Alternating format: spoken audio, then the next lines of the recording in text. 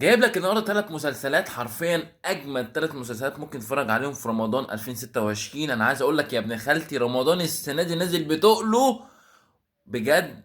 من كتر المسلسلات انت اصلا مش هتبقى عارف تتفرج على ايه ولا ايه. واخر مسلسل موت.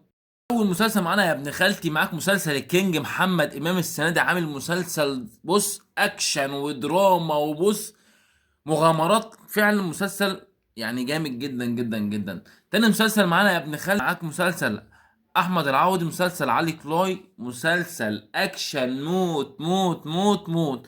تالت مسلسل معانا يا ابن خالتي، مصطفى شعبان منزل مسلسل ضرب نار.